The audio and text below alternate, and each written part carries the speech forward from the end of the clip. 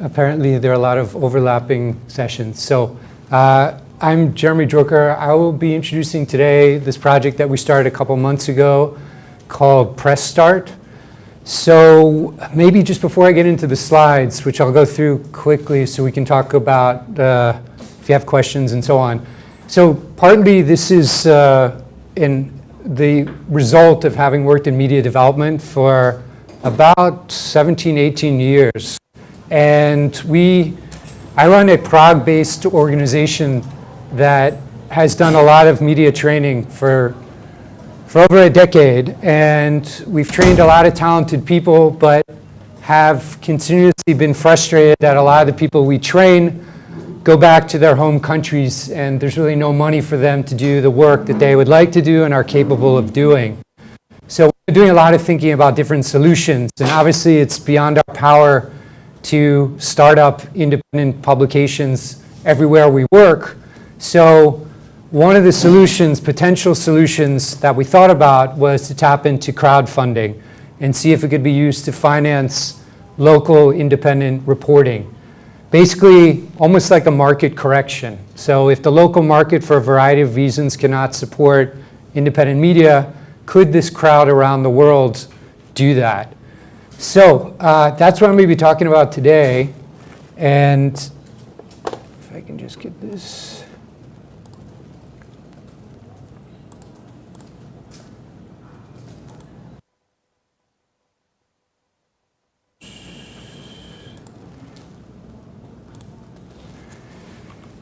So it's probably best to maybe start with an example, just to tell you about kind of who we're targeting and why what we're doing is different from other crowdfunding ventures. So this is a woman we hosted on the platform. She's an investigative journalist from Honduras.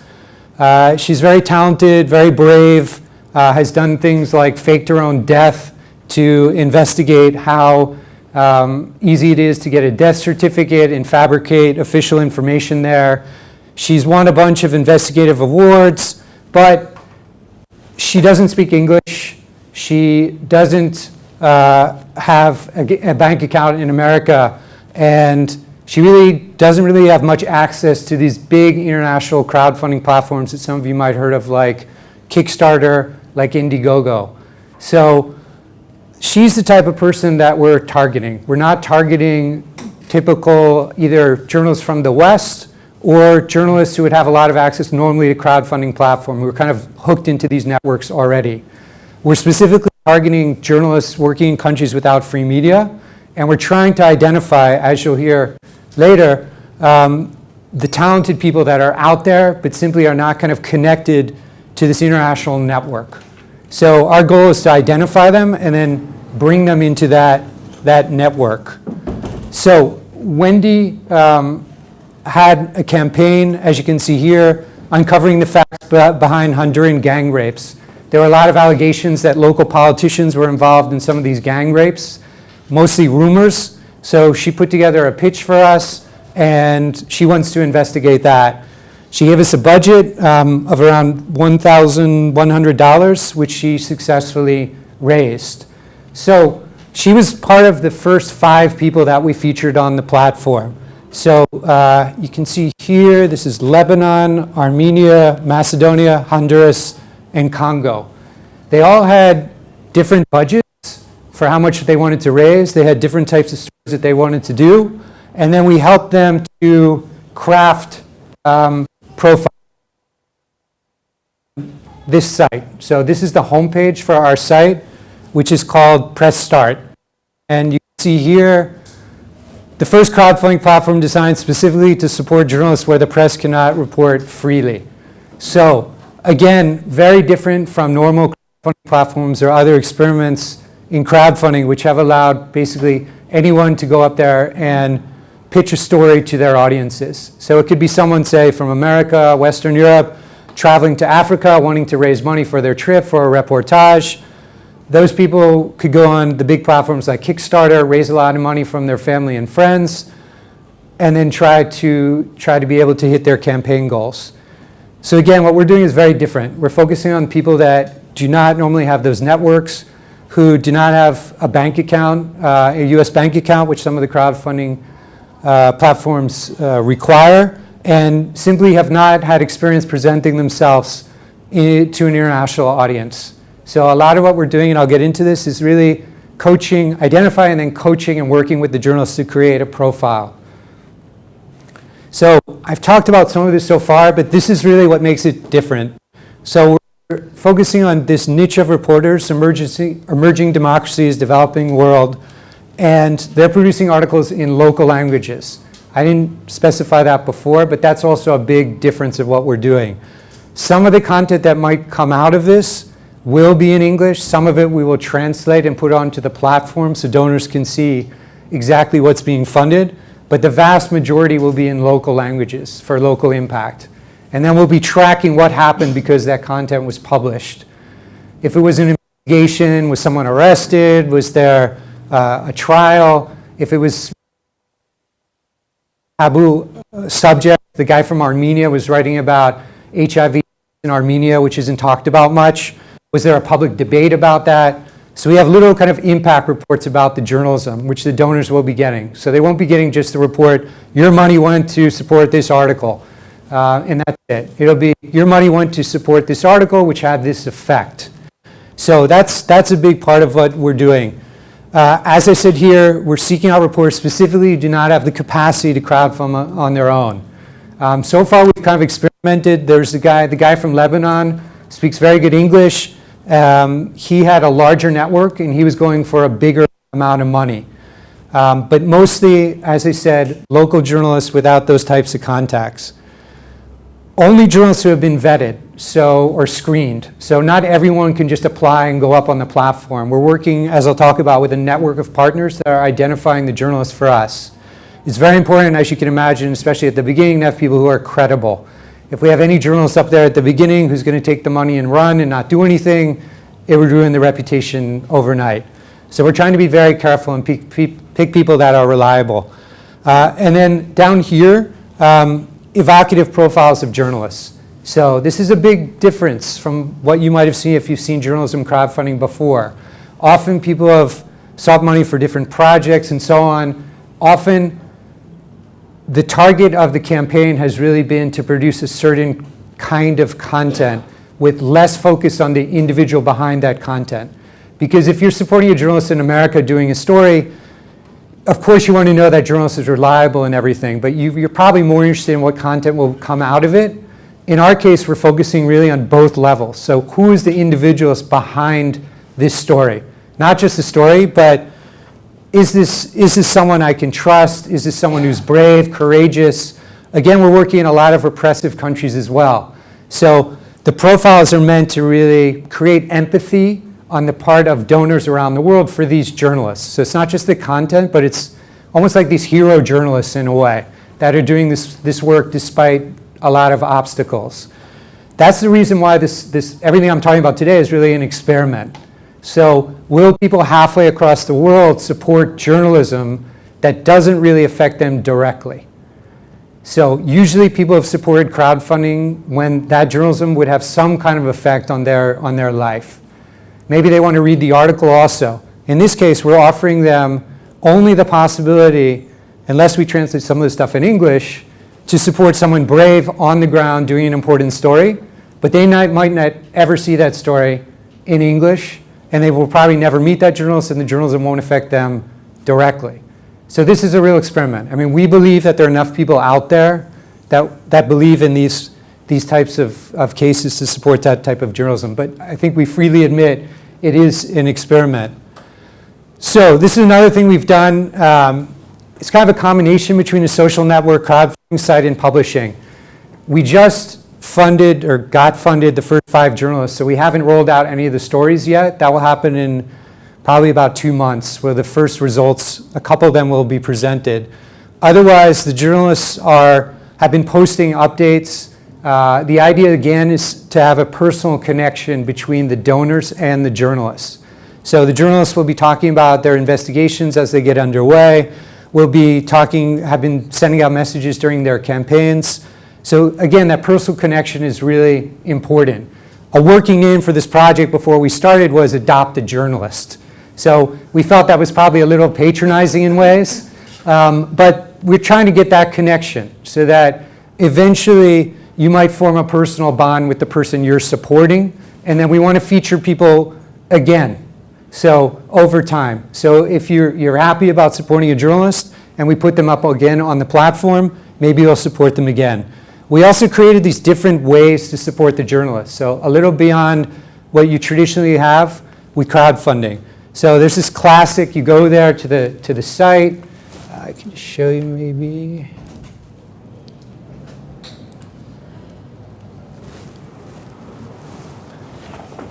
So all these campaigns have been funded so far, but this is kind of how a profile looked. So this is the story, this is the amount being raised, and then there was a personal bio on this guy with the video as well. So that's how we were presenting it at the time. So you can go here, it doesn't have it now because the guy's been funded, but you could contribute directly to his campaign. Here are some updates, here's his profile, and so on. So that's the classic crowdfunding example.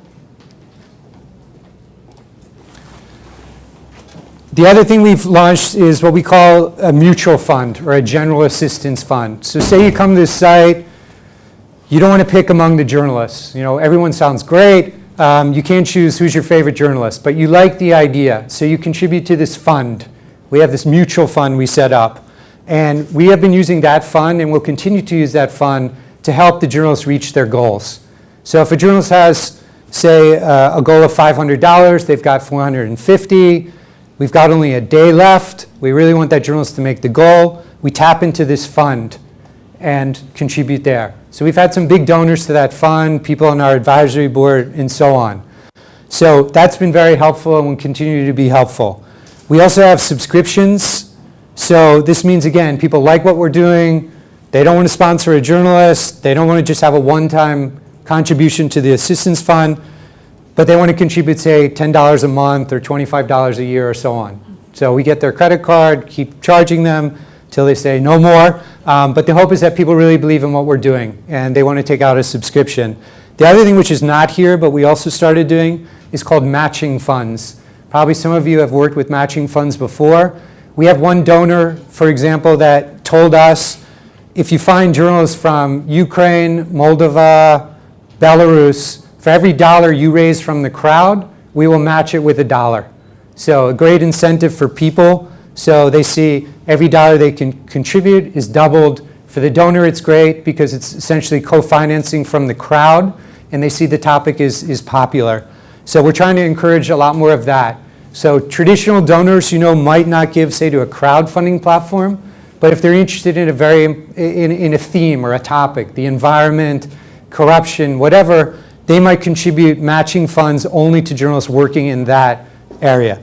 So the last thing here is just longer-term support. So we started off with these smallish investigations, feature stories, and so on.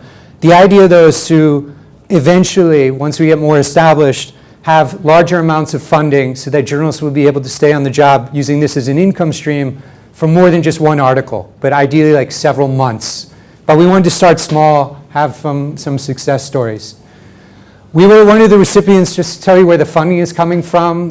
We got funding from the National Endowment for Democracy to develop the prototype, and then we just won one of these Google News and Innovation Awards, which I don't know if you've heard. If you're not from Europe, you might not have heard of it, but Google set aside a large amount of money to support publishing in Europe. So I'm obviously American, as you can tell from my accent, but I've been based in Prague for about 20 years. So we are a Czech organization.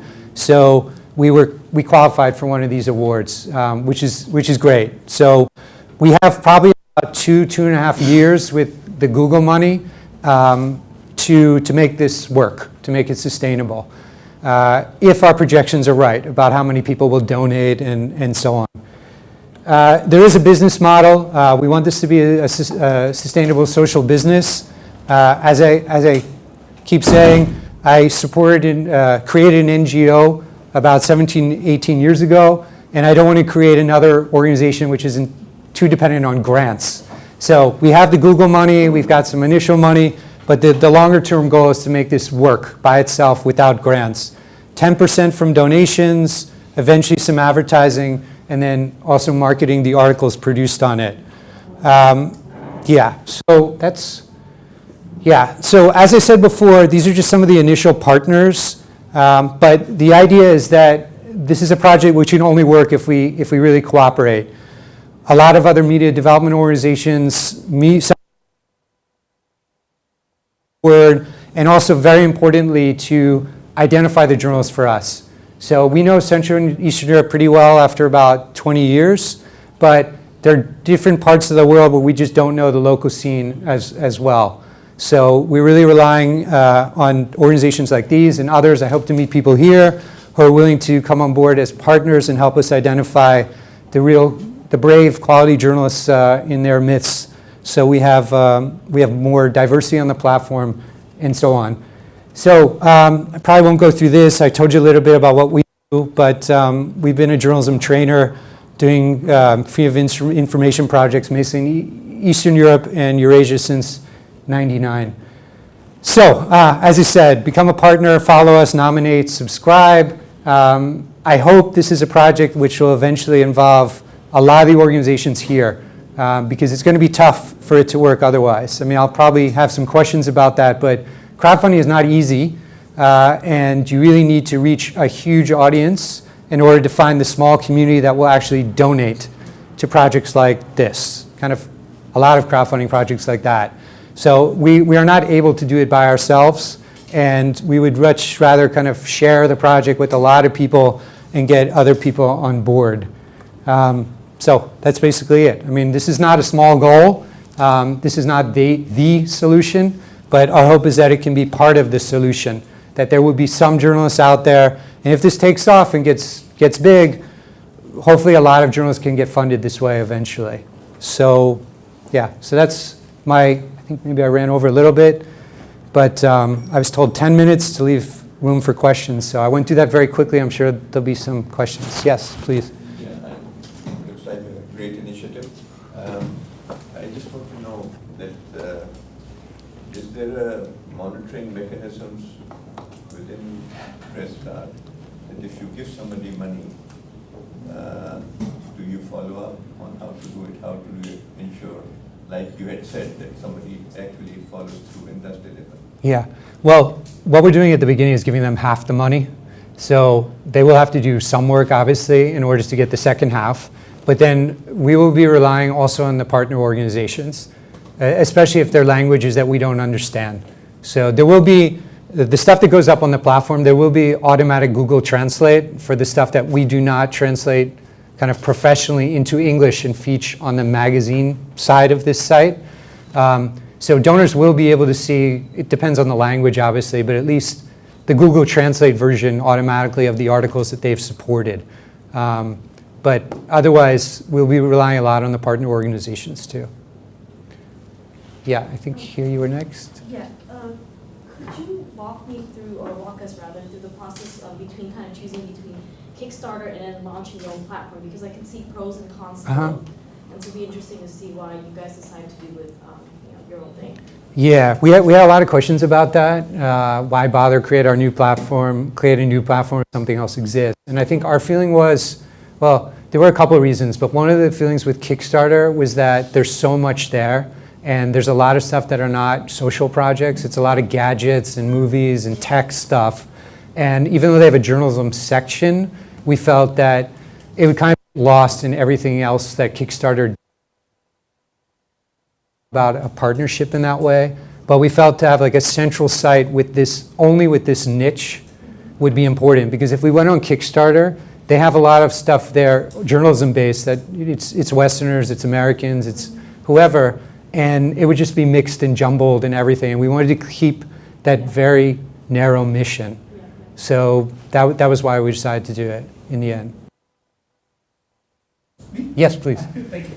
Do you demand between brackets to publish actually in your country? Should they be supported by a media outlet?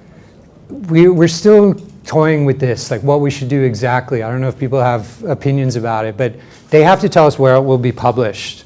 But for example, the guy in Lebanon, I think he has a popular blog as well, but he's also trying to get it published internationally because he has those contacts. So if the other stories will all be published, or the woman from Congo is doing a radio story, and she works for a women's radio station in Congo. So that will be broadcast there. So right now we're still trying to figure that out, but they definitely have to tell us where it will be published. But we're also open to bloggers. I don't want to, I'm talking here about traditional journalists, but if there's someone who's blogging in a country where the traditional media is controlled and it will be seen by a lot of people, we're definitely willing to support that stuff as well. Might be important to donors, to contributors. Yeah, yeah. I understand it's different per country. Yeah, you mean to be sure a lot of people see the published work. Yeah, yeah, for sure. Yes. So how did you start the audience reach? So how big is your database and how did you start getting into? Yeah, this is the biggest challenge. I mean, as I said before, crowdfunding is not easy and you have to have the reach. And we start within 5 minutes at 3:30 p.m. Okay, they told me we could go 10 minutes later, so.